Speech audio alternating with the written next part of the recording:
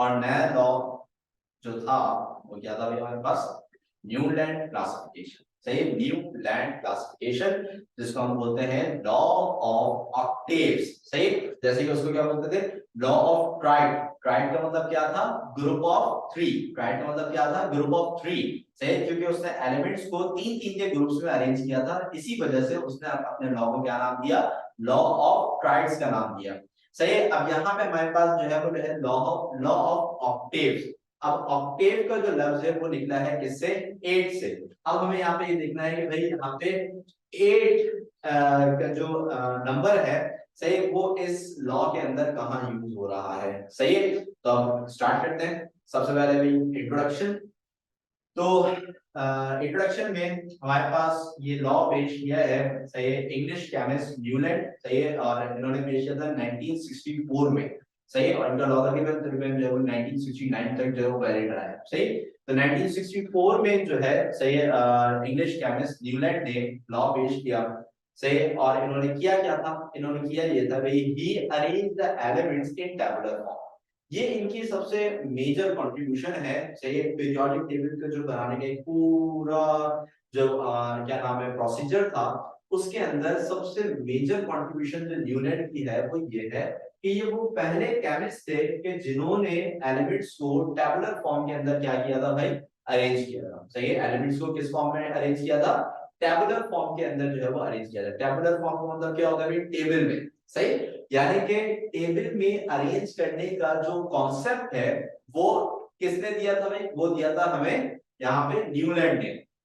ठीक है, तो ये वो पहले साइंटिस्ट थे जिन्होंने टेबुलर फॉर्म का कॉन्सेप्ट पेश किया, और फिर आज तक हमारे पास जो मॉडर्न पीरियोडिक टेबल भी है, तो उसके अंदर भी एलिमेंट जो है वो आज तक, सही, टेबल में ही अरेंज हुए हुए हैं। सही, और आज भी हम जो है वो उसको क्या बोलते हैं, पीरियोडिक टेबल कहते हैं। सही, तो टेबल में अरेंज करने का जो कॉन्सेप्ट है वो न्यूलैंड से हमने लिया है। सही, अच्छा, he arranged the element in tabular form on the basis of increasing atomic masses। ठीक है, तो इन्होंने क्या किया, इन्होंने एलिमेंट्स को on the basis of increasing atomic masses, atomic masses के इंक्रीजिंग ऑर्डर में इन्होंने एक टेबल के फॉर्म के अंदर जो है वो इन्होंने क्या किया था, अरेंज किया था। सही, और फिर इन्होंने जो इनकी स्टेटमेंट है, सही, स्टेटमेंट क्या है, properties of every 8 element were similar to those of the first. यानी कि इन्होंने कहा कि अगर आप एलिमेंट्स को, सही, अगर आप एलिमेंट्स को इंक्रीजिंग एटॉमिक मासेस की बेसिस पे अरेंज करते हो, यानी कि सबसे पहले आप वो एलिमेंट रखो जिसका एटॉमिक मास सबसे कम है,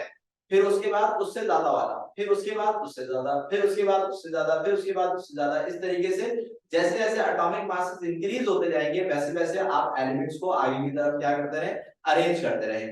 सही, तो उन्होंने क्या कहा, properties of every 8 element were similar to those of the first. तो अगर आप एलिमेंट्स को इंक्रीजिंग एटॉमिक मासेस की बेसिस पे अरेंज करोगे, तो हर पहले से 8वें एलिमेंट की जो प्रॉपर्टी है वो क्या होगी, रिपीट होगी। यानी कि हर पहले और 8वें एलिमेंट की जो प्रॉपर्टी है वो क्या होगी भाई, सेम होगी। सही, अगर आप एलिमेंट्स को इंक्रीजिंग एटॉमिक मासेस के बेसिस पे क्या करते हो, अरेंज करते हो।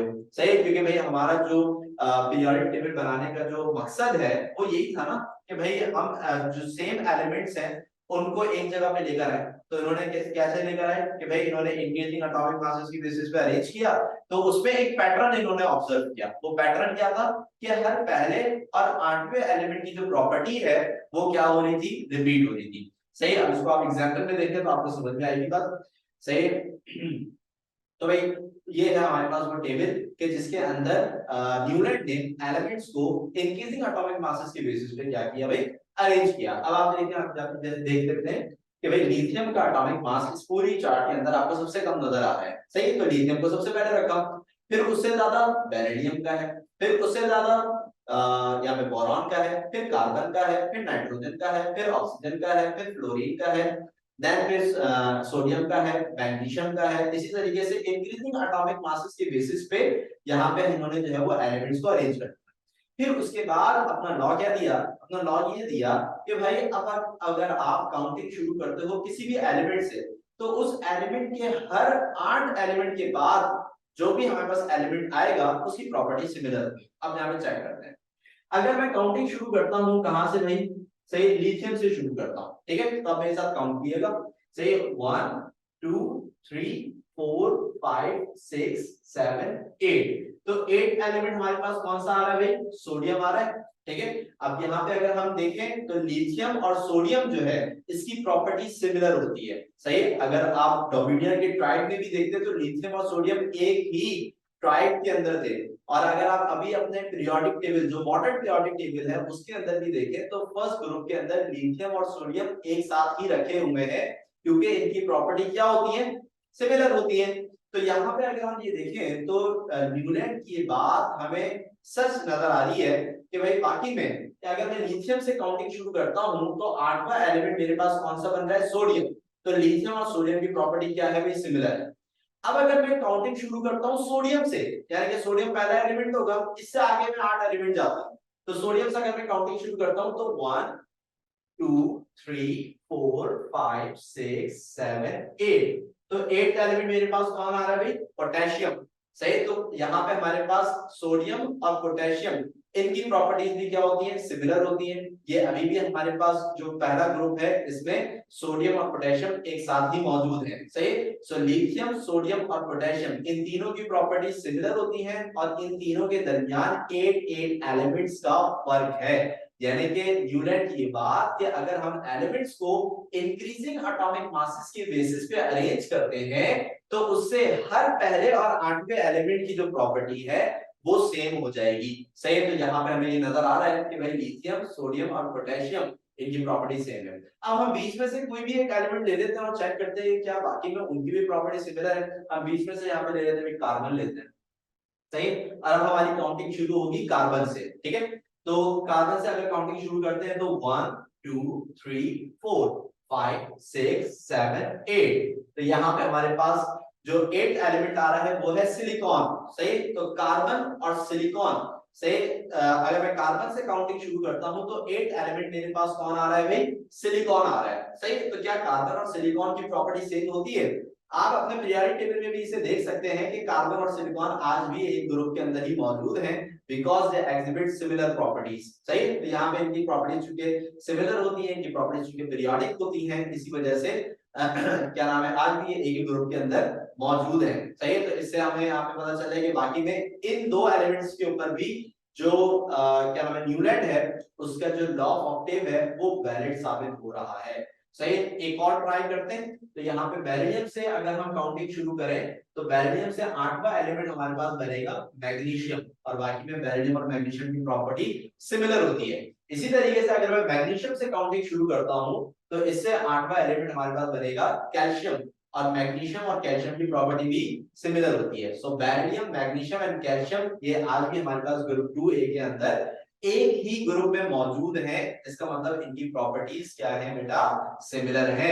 सही है, तो इसका मतलब क्या हुआ कि यहाँ पे अगर हम एलिमेंट्स को इंक्रीजिंग एटॉमिक मासेस की बेसिस पे अरेंज करते हैं जैसे कि न्यूलैंड ने कहा, सही, तो हमारे पास हर पहले और आठवें एलिमेंट की जो प्रॉपर्टीज हैं वो क्या होंगी, रिपीट होंगी, यानी कि सिमिलर होंगी। यानी बात क्लियर हो गई आपके, एनीवन, यानी बात समझ में आ गई बेटा आपके। हाँ भाई बच्चों, ये वाली बात क्लियर हो गई। ठीक है, तो अब अगर हम यहाँ पे जो है इनकी सही इनकी स्टेटमेंट को देखते हैं तो अब इसकी स्टेटमेंट हमें बहुत अच्छे से समझ में आ रही है कि properties of every 8th element were similar to those of the first, यानी कि हर आठवें एलिमेंट की हर पहले एलिमेंट से जो प्रॉपर्टी है वो क्या होगी, सिमिलर होगी। That's why it is called law of Octave. सही, इस वजह से इसको क्या कहा जाता है, लॉ ऑफ ऑक्टेव कहा जाता है, क्योंकि इसमें एलिमेंट की जो प्रॉपर्टीज हैं वो हर 8 एलिमेंट्स के बाद जो है वो रिपीट हो रही थी। तो यहाँ पे जो 8 का नंबर है, 8 नंबर जो है वो इस वजह से यूज किया गया है। क्लियर हो गई बात यहाँ पे। सही, तो यहाँ पे जो न्यूलैंड है, न्यूलैंड जो है इनका कहना ये कि ये जो एलिमेंट की जो रिपीटिशन है कि भाई हर 8 एलिमेंट्स के बाद जो प्रॉपर्टीज रिपीट हो रही होती हैं, ये बिल्कुल जो है वो म्यूजिक के नोट्स की तरह होती है। जैसे म्यूजिक के नोट्स होते हैं ना हमारे पास, आपने शायद सुने हो। सही, म्यूजिक के नोट्स हमारे पास कैसे होते हैं, सा रे गा मा पा दा नी सा। ठीक है, तो अगर हम इस पे थोड़ा गौर करें तो ये 8 नोट्स हैं, म्यूजिक के 8 नोट्स होते हैं। सही है, तो इस पे आप अगर गौर करें तो पहला जो नोट है वो है सा। सही, सा रे गा मा पा दा नी सा, तो आखिरी भी सा है, सही, यानी कि पहला भी सा है और आठवां भी सा है। तो इसका मतलब क्या है कि भाई जो क्या नाम है, जो न्यूलैंड है उसने कहा कि भाई ये जो एलिमेंट की प्रॉपर्टीज है ये हर पहले से आठवें के बाद ऐसे रिपीट होती हैं जैसे कि 8 म्यूजिक के जो नोट्स होते हैं उसमें पहला सा होता है और आखिरी भी सा होता है। तो बिल्कुल सेम इसी तरीके से एलिमेंट्स में भी ये लॉ ऑफ ऑक्टेव, यानी कि हर पहले और आठवें एलिमेंट की जो प्रॉपर्टीज है वो रिपीट होना ये देखा जाता है। क्लियर हो ये बात यहाँ पे, सही। तो यहाँ पे हमारे पास जो है क्या नाम है इसका, जो है एक्सप्लेनेशन मुकम्मल हो गई। अच्छा अब आते हैं डिफेक्ट्स कि भाई क्योंकि इसके बाद भी और पीरियोडिक लॉज आए हैं, इसका मतलब यहाँ पे कोई ना कोई मिस्टेक लाजमी मौजूद होगी, सही। और मिस्टेक क्या थी, some elements were not included in the table, सही। अब चूंकि जो न्यूलैंड है, सही, उसको अपनी कंटिन्यूटी बरकरार रखनी थी, तो उसने क्या किया कि कुछ कुछ एलिमेंट्स को उसने छोड़ भी दिया, सही, जो कि उसके डिफेक्ट्स के अंदर शामिल हुए कि भाई कुछ एलिमेंट्स को, सही, कुछ एलिमेंट्स को उसने अपने टेबल्स के अंदर जो है वो शामिल ही नहीं किया, सही। तो जिसकी वजह से अगर वो एलिमेंट्स रह गए तो फिर उनको भी तो कहीं ना कहीं तो एडजस्ट करना है ना, तो ये उसका एक डिफेक्ट था, सही। फिर इसके बाद इस जो क्या नाम है न्यूलैंड का जो लॉ है, सही, इसको ऑब्सोलीट किया गया। अब फिर इसके बाद थर्ड नंबर पे जो हमारे पास साइंटिस्ट है और जो लास्ट है आज के हमारे साइंटिस्ट, वो है लॉथर मेयर। लॉथर मेयर वो आए और उन्होंने फिर अपनी क्लासिफिकेशन दी, सही। तो इनकी जो क्लासिफिकेशन है